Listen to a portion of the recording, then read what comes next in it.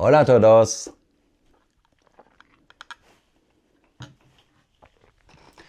Willkommen zu einer neuen Folge von Mattes Mate Mission Uruguay Unveiled. Ich bin der Mattes, schön, dass ihr wieder dabei seid. In Vorbereitung auf unsere Auswanderung machen wir eine Rundreise und sehen uns 17 der 19 Departamentos Uruguays genauer an. Und auch wenn wir uns und euch immer wieder erzählen, dass wir für alle Regionen offen sind, zieht es uns doch eher zum Wasser oder doch zumindest in dessen Nähe. Nicht direkt ans Meer, wo die Action ist, aber doch gern in Strandnähe. Mit mehr als 660 Kilometern Küsten- und Uferlinie haben wir da in Uruguay reichlich Optionen. Spannend dabei, Uruguay hat entlang derselben Wasserlinie zwei ganz unterschiedliche Küstenwelten. Eine davon ist das Ufer der enorm breiten Rio de la Plata-Mündung mit bis zu 220 Kilometer gegenüber von Argentinien.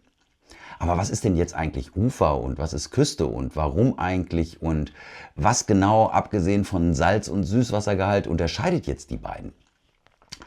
Auf genau diese Unterschiede werfen wir in dieser Folge einen Blick. Offenbar gibt es für alles Zuständige.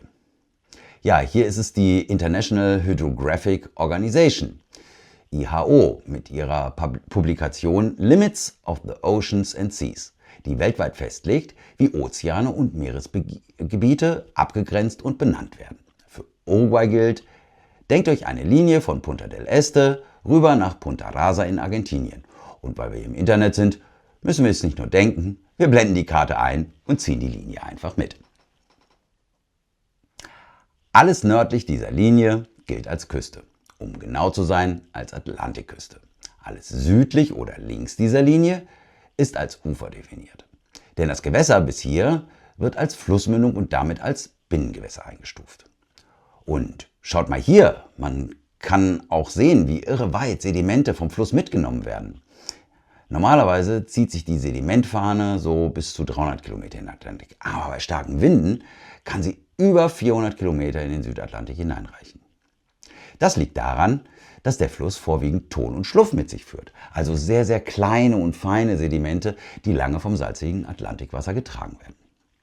Übrigens behauptet Wikipedia, der Rio de la Plata habe die breiteste Flussmündung der Welt. Tja, also, Ozeane haben Küsten, Binnengewässer haben Ufer. So einfach ist das wohl definiert. Beide Varianten gibt es mit Dünen und Gras, zerklüfteten Felsen, feinstem Sandstrand und urbanen Promenaden. Gleichzeitig gibt es zwischen den beiden Wasserlinien wirklich große Unterschiede und diese scheinen zumindest, ist das erstmal unser Eindruck, für Uruguay sehr bereichernd zu sein. Ja, fangen wir mal mit dem Fischbestand und den Meeresfrüchten an. Natürlich ist die Artenvielfalt deutlich größer, wenn eine Region über Lebensräume für Süß-, Salz- und Brackwasserbewohner verfügt. Im uruguayischen Winter, so im Juni bis August, unterscheidet sich Ufer und Küste in den Wassertemperaturen kaum. Beide liegen so um die 12 Grad, aber im Sommer, da wird der Unterschied spürbar. In der Mündung des Rio de la Plata erreicht das Wasser oft eine Temperatur von 24 bis sogar 26 Grad, während der offene Südatlantik meist bei 22 bis 23 Grad bleibt. Der Uferabschnitt gilt zudem als ruhiger mit weniger Wind und kleineren Wellen und die Uferlinie zeigt sich vielerorts mit dünnen und flach abfallenden Stränden. An der Atlantikküste treffen wir auf kräftigere Wellen und teils schnell abfallenden Meeresboden. Für uns klingt das nach einem echten Spielplatz für Surfer, Kiter, Segler und Drachenflieger, also all jene Wassersportfreunde, die verlässlichen Wind und klare Wellenbedingungen mögen. Wir stoßen immer wieder auf Berichte, dass viele Profikiter und Surfer die uruguayische Atlantikküste gezielt als Trainingsrevier nutzen, gerade wegen der konstanten Wind- und Wellenmuster, die oft in einem Atemzug mit Spots wie Hawaii genannt werden. Mein Eindruck, für Badeferien sind die Uferzonen von Colonia bis Punta del Este gefragter als die windigere Atlantikküste. Könnt ihr das bestätigen oder seht ihr das ganz anders?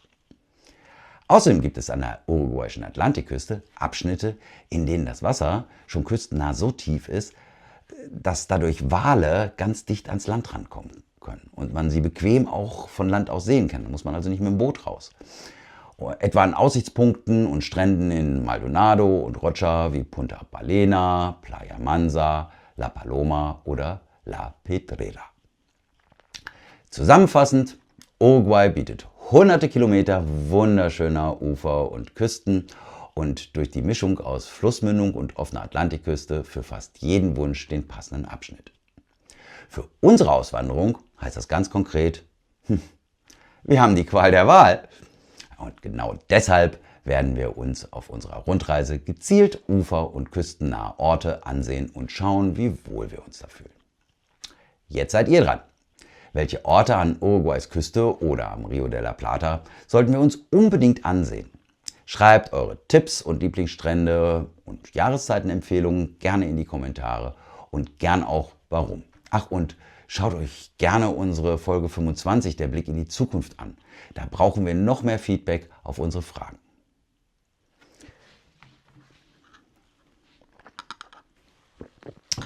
So, das war's mit der heutigen Mate-Mission. Schön, dass ihr dabei wart. Toll, wenn ihr dran bleibt. Großartig, wenn ihr eure Erfahrungen und Tipps zur Auswanderung nach Uruguay mit uns teilt. Hasta la próxima, wenn es wieder heißt Mates Mate-Mission. Nos vemos, que les vaya bien. Ciao!